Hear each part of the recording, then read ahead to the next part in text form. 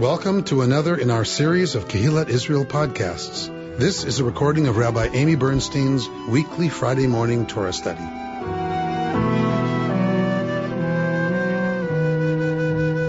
We are in the book of Leviticus. If you have the green book, the Women's Torah Commentary in front of you, the commentary for this parsha is by Dr. S. Tamar Kamiankowski, and she teaches at the Reconstructionist Rabbinical College, and this is her book on Leviticus from the Wisdom Commentary, which is focusing also on, this is a feminist biblical interpretation.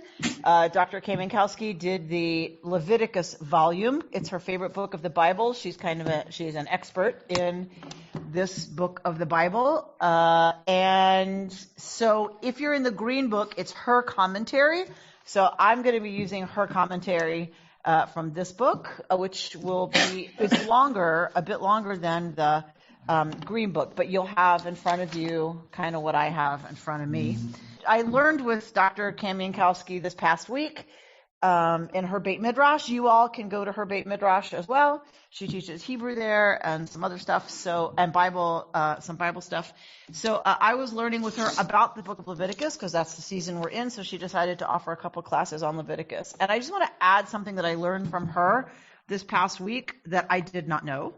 Because that's my job, is to share with y'all things I did not know.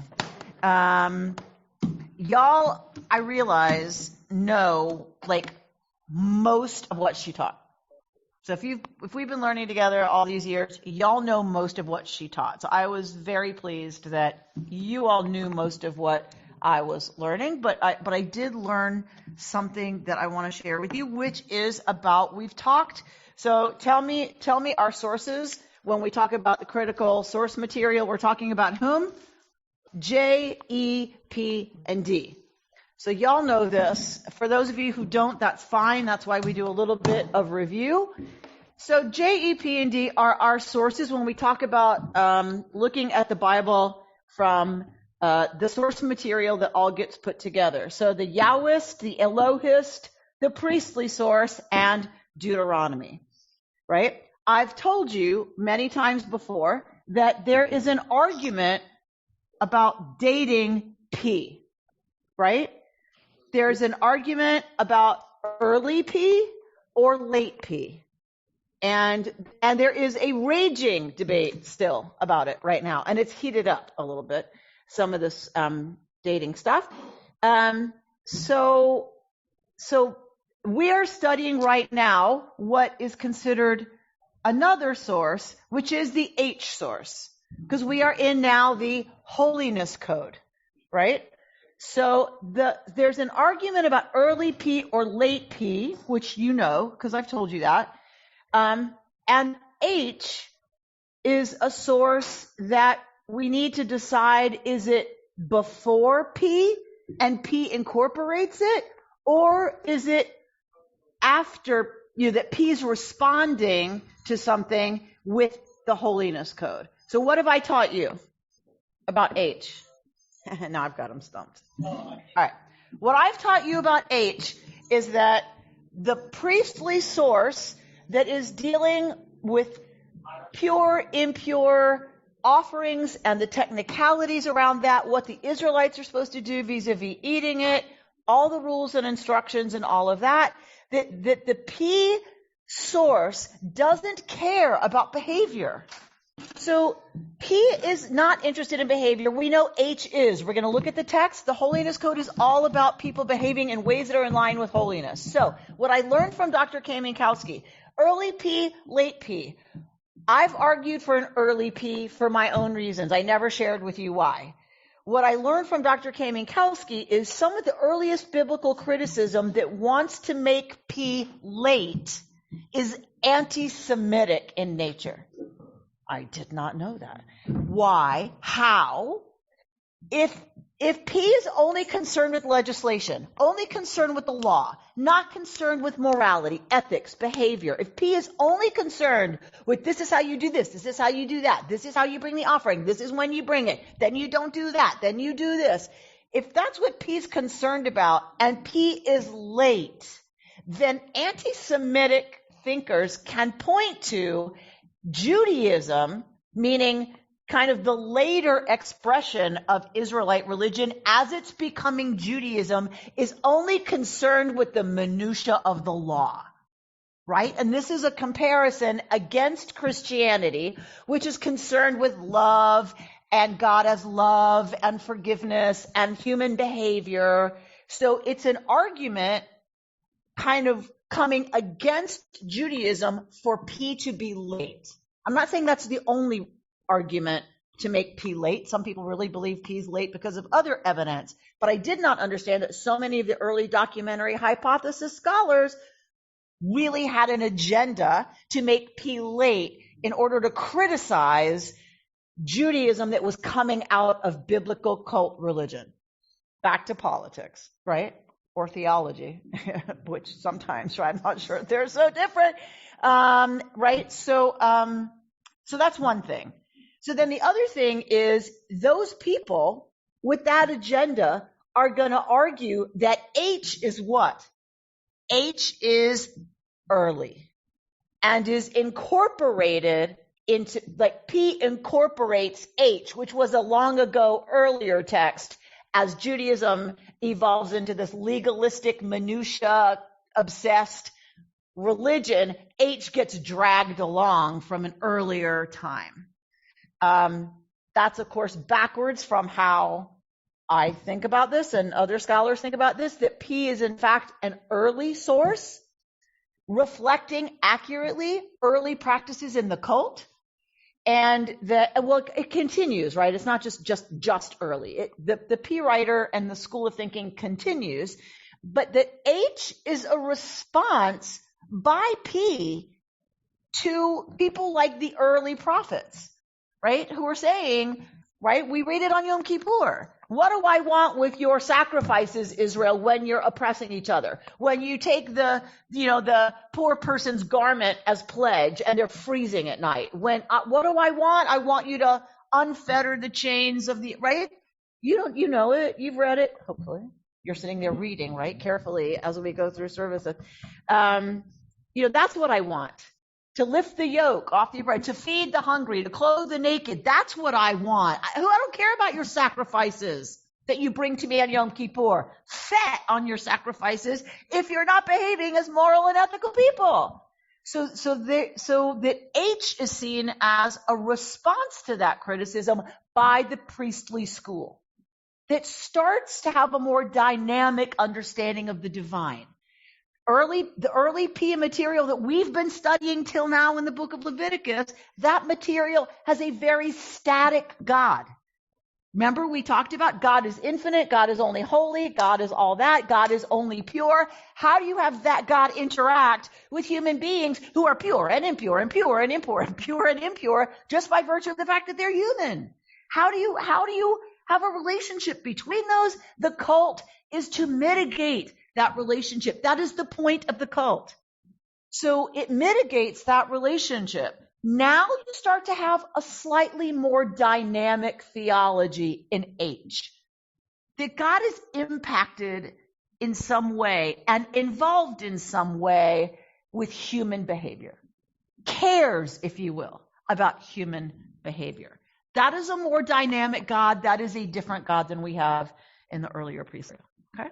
So we see a bit of a shift here with our chapter that we're going to look at right now, the material we're going to look at right now. This is the H source.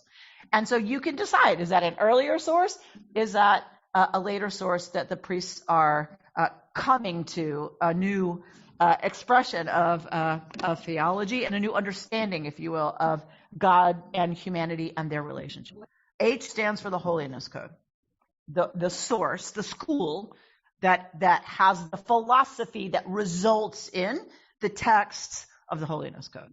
If we forget it, absolutely, you can call it the human side. That God cares about human behavior all of a sudden. Not all of a sudden. All these things evolve slowly, right? But we haven't seen it before in the P material, in Leviticus, right? It's not that God is uninvolved. Think of God walking around in the garden saying, "Where are you?" That is not P. P's God cannot walk around in a garden. Would not care to, because there's not a God to care. God is a force, right? That is repelled or attracted, right? Okay, so even Noah's God, says Richard Rajay, is focused on people's behavior. So we have very early J.E. material where God cares very much what human beings are doing, not P. Okay? So P's theology in some ways is much closer to mine than J.E. or D. Why? Because for me, God is kind of more abstract, right? As a force, as an energy, as something I draw on and draw through me. I don't have a God who hears my prayers and decides yes or no. I don't have the God of J.E., right? So oddly enough, the priestly material, the priestly theology in some ways is a much more contemporary understanding of God and godliness than J.E. or D, right? D is the God who withdraws because the people have sinned, right? And they're in exile now because they earned it. That's not my God. P's God is pretty close, right? How do I behave in a way is to activate that force that we call purity, holiness, goodness. How do I activate that in the world, and how do I clean up the ickiness of when I don't behave the right way? That's very close to P. P is Godding. I mean, I'd have to think about that, but possibly. Yeah, I mean, I think, that's P is obsessed with life force, right? The life force is the only thing that can cleanse sin, right? It's very, very concerned with energy and forces. If we use that language, that makes a lot more sense to me than the God of J.E. Look, I love the stories of J.E. You know that. I teach them with great excitement and passion, much more than Leviticus in some ways. But Leviticus actually lines up better, right, in some ways with my theology. All right, so let's take a look at some of this material. This is material you know. You know a lot of this. What does Judaism stand for? Here. This is what Judaism is at its core. We turn to the Holiness Code because we like the part of Judaism that says you should, and we like to show it off, right? And I'm not arguing we shouldn't. This is some beautiful material. You know it. All right, so let's look at it. You're going to look at your Women's Torah commentary, if you have it in front of you, for Cami Yankowski's comments. And anybody who wants to share a comment that you find interesting, terrific. I will be sharing a few. We're starting at chapter 19, verse 15. You shall not render an unfair decision. Do not favor the poor or show deference to the rich. Judge your kin fairly. Right? So this is about the judiciary. This is about, so do not favor the poor or show deference to the rich. So neither way is okay. You can't make a decision because you feel badly for one party because they're poor, or because you're afraid of the repercussions, right, of punishing someone or finding guilty someone who's wealthy. Neither one is okay. Do not deal basely with members of your people. Do not profit by the blood of your fellow Israelite. I am Yud-Heh Vav-Heh. Okay, so what is this actually? Lo telech rachil be'amecha can have to do with, there's lots of ways to look at this word rachil. Lo ta'amod al dam re'echa. This is, as we know, it says you shall not profit by the blood of your neighbor. Literally translated, it is what? Do not stand on the blood of your neighbor. So how do we generally translate this? You've seen it all over bumper stickers. Do not stand idly by the blood of your neighbor. So it gets shortened on bumper stickers too. Do not stand idly by. This is the origin of that verse. Literally, do not stand on the blood of your neighbor. So, meaning, you can't just let something happen that's going to endanger the life of someone, and you know about it, and you don't do anything to intervene. It has been used widely in Jewish tradition, particularly now, to say that means if there's genocide happening somewhere in the world, do not stand idly by, right? We can't just do nothing, right? That the Torah tells us. So it's been used hugely expansively. Rechiel may have something to do with speech, and about harmful speech. So, bad going after speech, right, is means tales about other people is generally not a way to make good decisions, right, about how you're dealing with people in your community.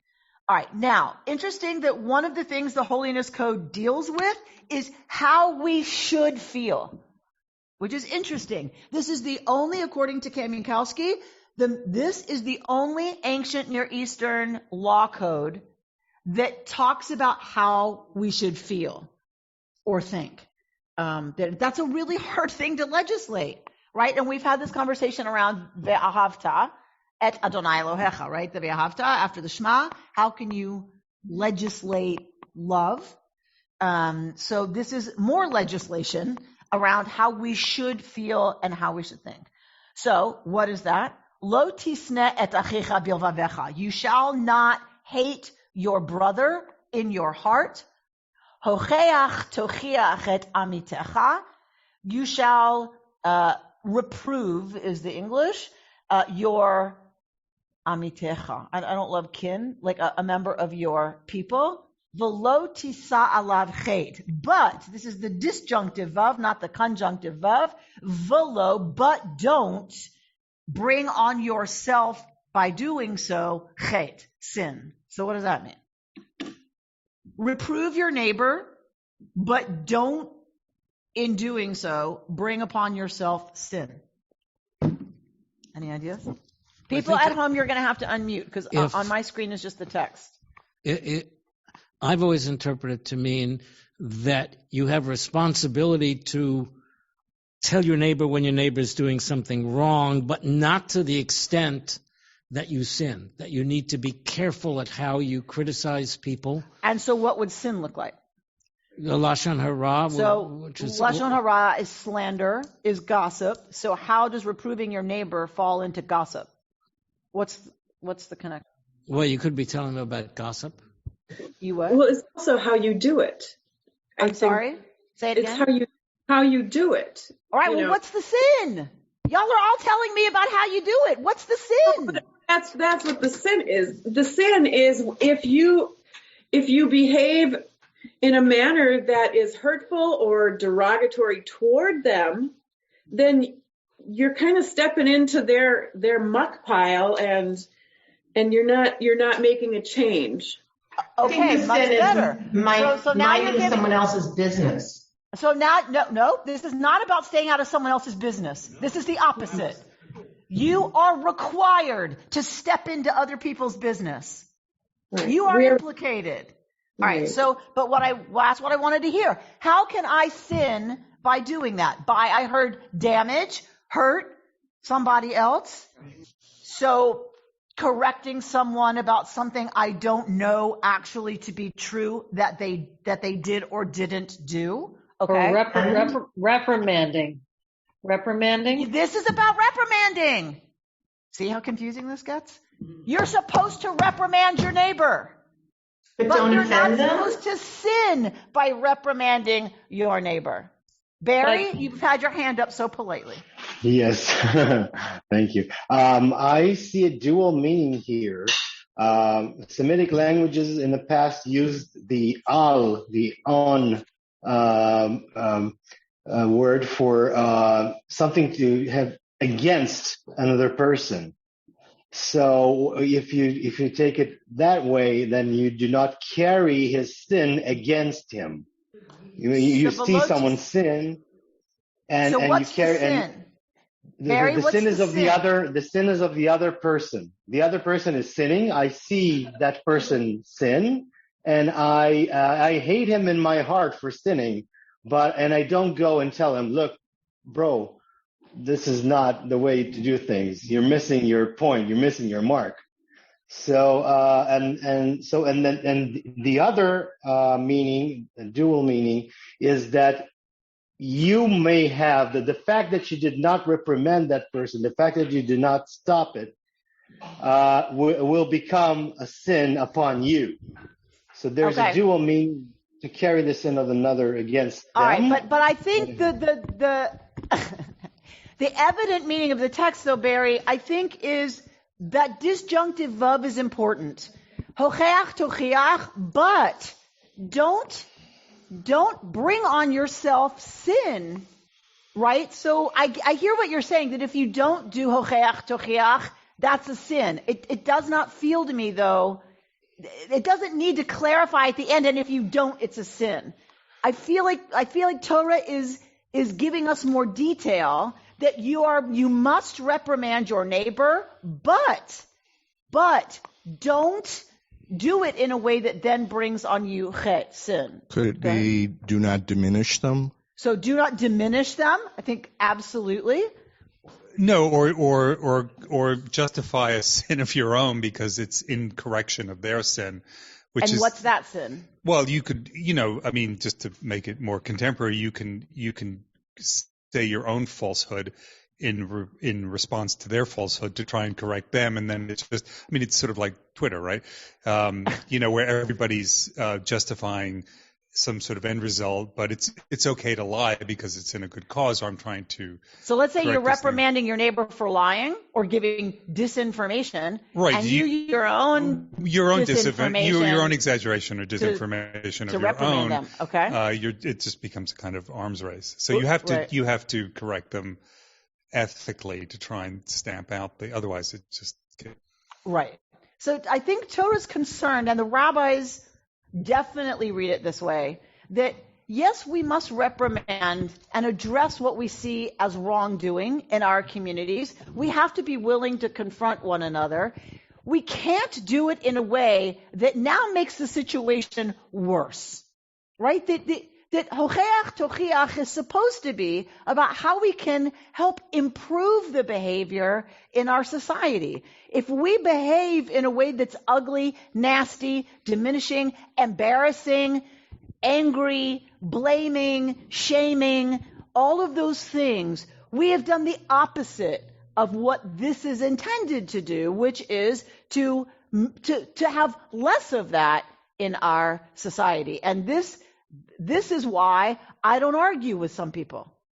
This is why I will not get into one of those conversations, because I wind up as nasty as they come. It just makes me crazy to argue about some things. I can't talk about abortion with anybody right now unless they agree with me. I won't. I can't, because I get too crazy, right? And I know that about myself. So Torah's saying, Amy Bernstein is not the one to go hocheach tochiach somebody about abortion. I can't be trusted to do it. What, Bert? The Eitz Chaim commentary talks about public shaming.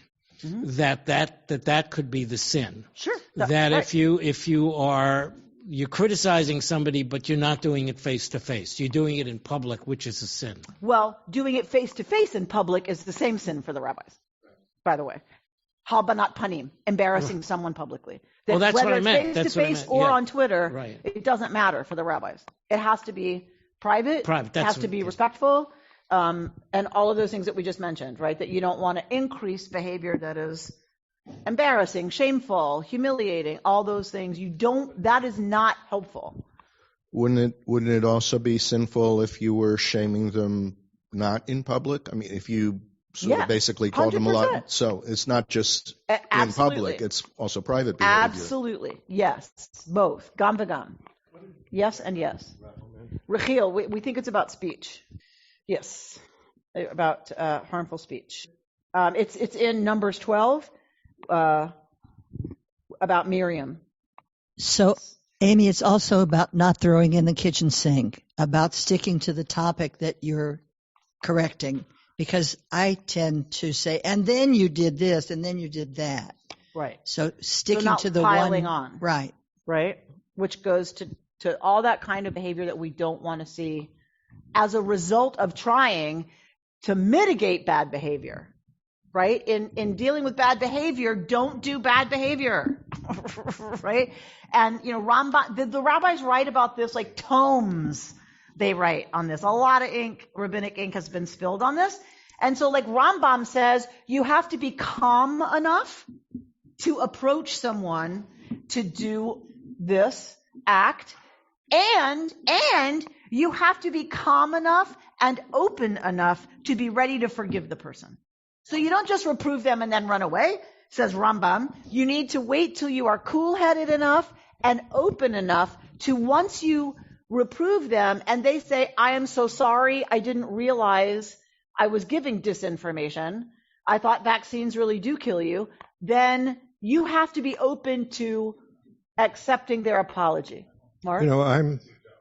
I think what you bring to mind is Hitlam Dut. So even before you get to what you said, you need to be aware of what's arising within you. So before you explode, you're prepared for what's happening. Right. We know that. Torah doesn't care. But yes, as a spiritual practice. We know that, yes. Torah doesn't care. Torah just do what you got to do to be able to hocheach, right, in a way that you don't take their face off, whatever that means for you. So, I just wondered if there was, as usual, this, I've been listening to the podcast, so I haven't been able to talk, so maybe I'm repressed. Good, having done bring it for a year. Bring it. No, but I'm just thinking of the emphasis, in the United States, First Amendment, like the freedom of speech, but there's not a lot of talk about the harm of speech. And here you've got the emphasis is the harm of speech rather than the freedom of speech. Yes. And it's an interesting reversal. But I was just going to ask if there is any mention of the inverse of this, because if the extreme of being too cautious is to be afraid to say anything. So how does Judaism, with your understanding, come down? Where does it land? As always, it's a both and. And the trick of a both and, the difficulty of a both and, is, am I calm enough to go have this conversation? Right? I mean, that's the hard part. We have to speak, but we can't speak in such a way that we're going to cause more damage. So, am I ready?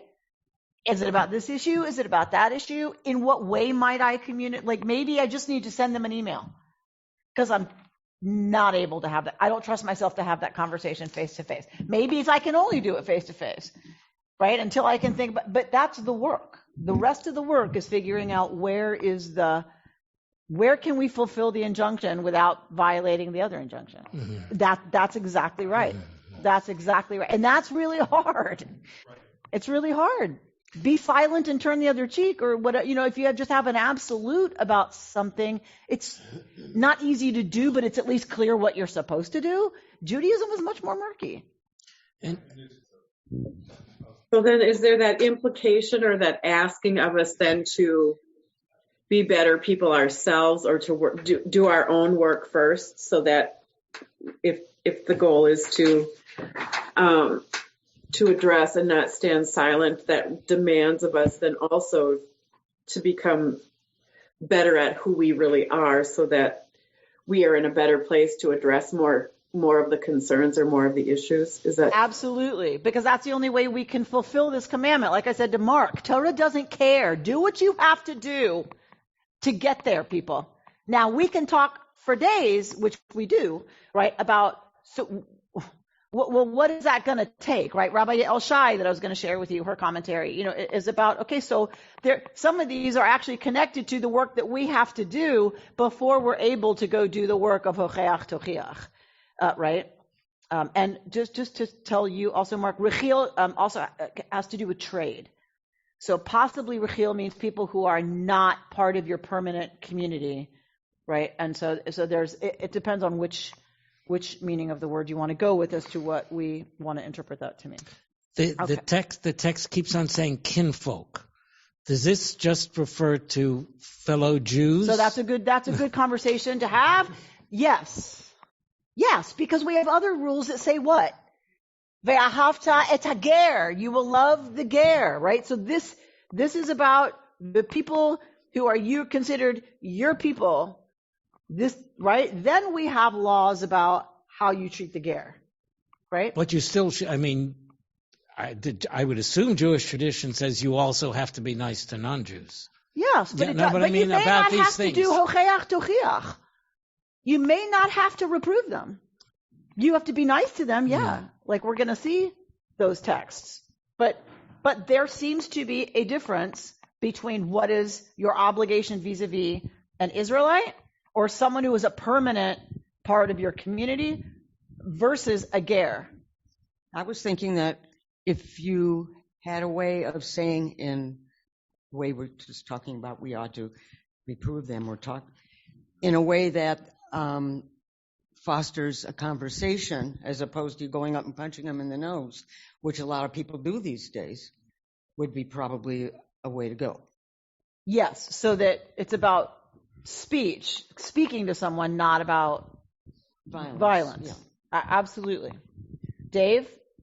Amy, isn't this really saying when you reprove your kin, do it constructively and not just criticize? Yes. All right.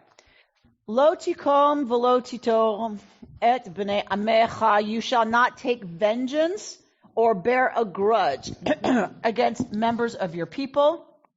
Ve'ahavta lere'acha kamocha ani Adonai. So you will not take vengeance or bear a grudge against members of your people. Love your, figure out how you want to translate re'acha, as yourself. I am Yod-Heh Vav-Heh. I found in my folder for this parsha an entire Sefaria source sheet for love your fellow as yourself, written by whom? Rabbi Amy Bernstein. I have zero recollection of making this source sheet, and I did not bring it today, right? So we're not going to stay here on this, but apparently 3 years ago we did. We hung out. But that's how much material there is on this, that I did a whole source sheet for y'all on just this verse. What about something that happened a long time ago that has held a grudge in a heart? Should that come up and be dealt with, or just you're not allowed. That's not allowed. It's not allowed. No. It's got to be dealt with immediately. You shall not bear a grudge. You're not allowed. No, absolutely not. But if something was not dealt with years ago, then you better deal with it. Because it's not allowed. Mark wants to say something. It seems to me that there are inherent, if not contradictions, at least somewhat incompatible, seemingly incompatible issues, but I don't think they really are incompatible. That, in a way, this says the behavior is what you have to be concerned with. But you must not reprove the behavior, sinful behavior in another person, in a sinful way, which would seem to imply that you have to have also some reflection of your own, about your own motivations, your own inner motivation for doing what you're doing, because you can reprove someone for all kinds of reasons and in all kinds of ways. So it seems inherent in this notion. Yeah, for sure. It's not just a behavioral notion. Of course, we know that. Torah only cares about, for the most part, behavior. Do the work you got to do to get there, people. Figure it out. Go see your therapist. If we don't do our work and we don't check our motives and we don't deal with our anger and we don't deal with our frustration, there's no way we can fulfill this mitzvah. Yes. I mean, I don't know what I'm trying to say. Everyone's saying, well, doesn't that mean? Well, for you, yeah. For me, yeah. Torah doesn't care. Do you know what I'm saying? Correct. Torah is just like, just get there, and then you need to say something, but you can't say something in a way that's going to make you sinful, make you now have bad behavior. So whatever that is for you, take a drug, take a pill, take some mushrooms, whatever. Go to your therapist, work on your stuff. Whatever it is, Torah isn't interested. We are, right? We're like, but doesn't that mean? Yeah. Yeah, it means that. And we can explore that together and decide what are the ways we can hocheach tocheach without incurring our own junk, right? Or worsening the situation. We can have that conversation all day. Torah is just very clear. You have an obligation to reprove your neighbor or your community member. You can't do it in a way that's going to make things worse. Yes, George? To show the complexity. I'm spanking my kid and tell the kid, I love you, and it hurts me more than it hurts you. We'll take that as, right? All right, so there was just one other thing.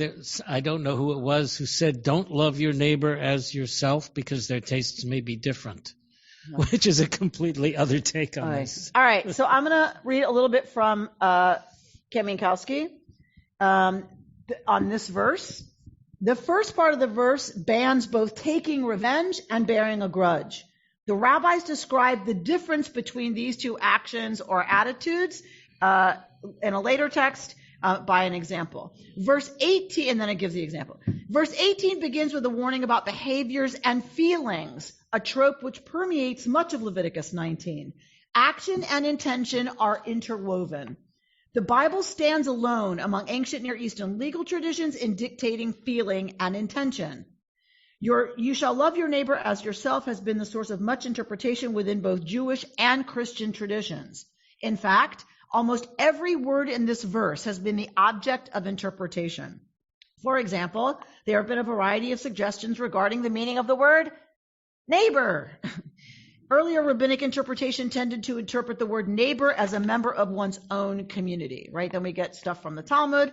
Franz Rosenzweig interpreted the word kamocha, as yourself, as an adjective modifying the neighbor, thus one kamocha, like you, and thus not you. You remain you and remain just that. He is not to remain a he for you, and thus a mere it for you. Rather, he is like you, like your you, a you like you, a soul. The word kamocha can also be rendered as an adverb modifying the verb love. In this case, the text would read, love your neighbor to the same degree that you love yourself. Think about that for a minute, right? Because some of our tradition sees it as a statement, not a commandment. You will love your neighbor kamocha as you love yourself. So this, right, to all of you who had all this, well, doesn't that mean, right? So here the tradition is saying, exactly, if you don't love yourself, if you haven't come to terms with a lot of your own junk about your own self, you are reactive and triggered in a way that it will directly influence the quality of the love you have for other people. Right? You can't really love other people well if you don't love yourself. Right? Beautiful interpretation. Finally, the preposition lamed that follows the verb to love. Ve'ahavta l're'echa. Why is there a lamed there? Right? So you will love to your neighbor as yourself. That lamed doesn't belong there. Barry's going to figure out how it does. But right, in general, that lamed doesn't belong there. Why would you, even in Hebrew, ve'ahavta, you would say ve'ahavta re'echa. You will love your neighbor, not you will love l're'echa, to your neighbor. It doesn't even make sense in Hebrew. Barry will figure out how it does. But so do the commentators, right? Because they're going to have a field day with that. Can be interpreted as either accusative, meaning the direct object, or as dative, meaning the indirect object. Paul Mendesflor distinguishes between the two eloquently. As the direct object of love, re'ah, neighbor, would be the addressee of love's emotional embrace. As the indirect object of love, like adding that lamed, the two, re'ah, the neighbor, would be the intended recipient of love's deeds. So that lamed for Paul Mendesflor changes things a bit to say they become with that lamed an indirect object. So it isn't that you're loving your neighbor. The neighbor isn't receiving your love as the direct object. It's receiving your love as an indirect object, right? And so meaning they are receiving the results of your actions of love, of loving action. This makes me think of my question about the word reprove. Associated words are disprove and improve. And in a sense, they seem like steps along the way to some kind of communication. Right. Nice, Owen. So you shall reprove. I like that. I have to figure out how to say it. You shall reprove so that you may improve, right? Your community, right? A question again about grudges. Yes. It seems that it makes sense that it's in the same phrase as not taking vengeance, because taking vengeance is a physical act. Bearing a grudge is sort of ongoing psychic vengeance. In other words, you're constantly, like in your head, doing violence to the other person by holding a grudge. So one place where Torah seems to directly connect how we think about something and how that can lead to action, right? There's theories that's why it says in the Ten Commandments, you shall not covet. Because coveting involves thinking in terms of, why does he have that Bodhi thermos? I should have that, right? And so that's what coveting actually is. Not that I'm jealous of him. It's that he has that great thermos. I should have that. Right? I can't have it. I know. Right? And so it's about, I should have it and he shouldn't, leads to stealing. The same way that bearing a grudge leads to taking vengeance. Right? And so there seems to be places where there's a direct correlation that Torah makes between how we think and the habits of mind and heart, and that those actually are connected to action. They don't stop at feeling. I think it also works in the inverse. I mean, we're talking about not loving yourself too much and maybe bestowing some of that love onto your neighbor, but you can have someone who admires their neighbor too much or thinks nothing of themselves, and you can look at it that way too if you want to. Sure, and that goes right along with the interpretation. It says you will love your neighbor as you love yourself. Right? Exactly. If you think nothing of yourself, you actually don't love your neighbor. Don't give yourself some love, but don't be too impressed with you think about, I mean, the modern idea would be that of fandom, excessive fandom, like excessive celebrity worship, like some of that worship. Why don't you turn that in on yourself a little bit? Right. Because I don't know, it's a longer conversation, but I feel like admiration for a superstar is not really admiration. Yeah, do you know what I mean? It's being starstruck. It's not, you don't really admire them. You don't know them. It's worship of what's put in front of us as, you know what I'm saying? I'm not trying to split hairs. I just really feel like Torah's concerned with, that's kind of another category.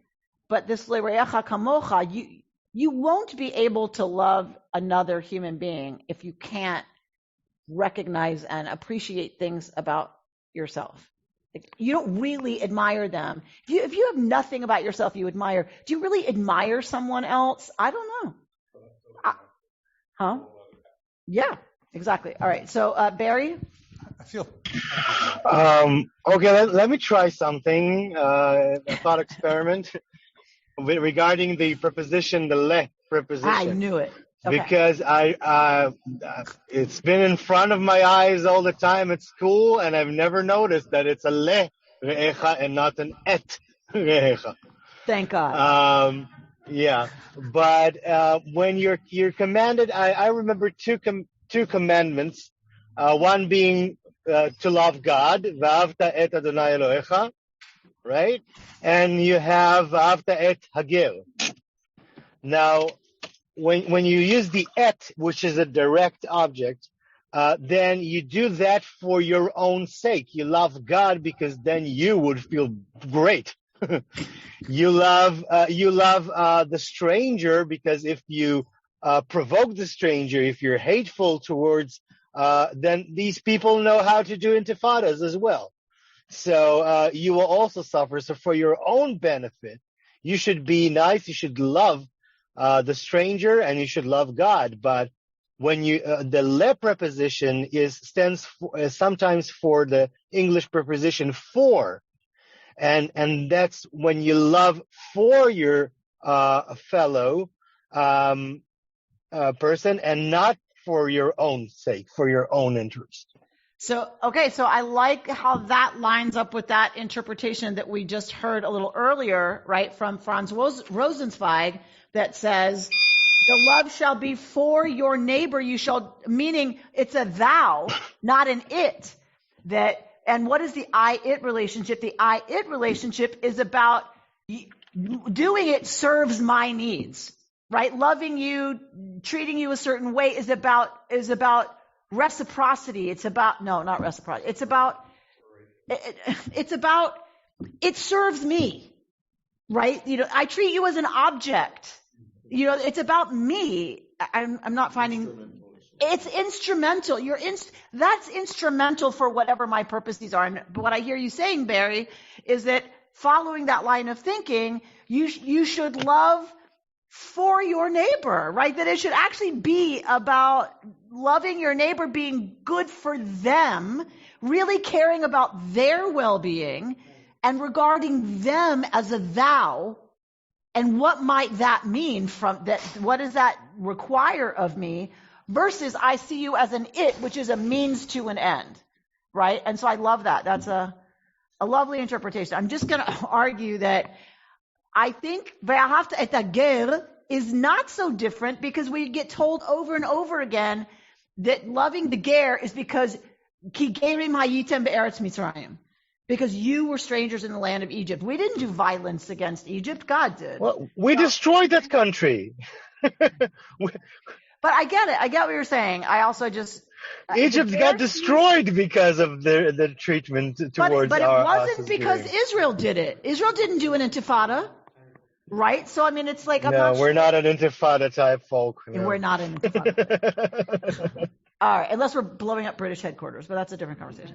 Okay, so all right, so oh my gosh, y'all, we are at time.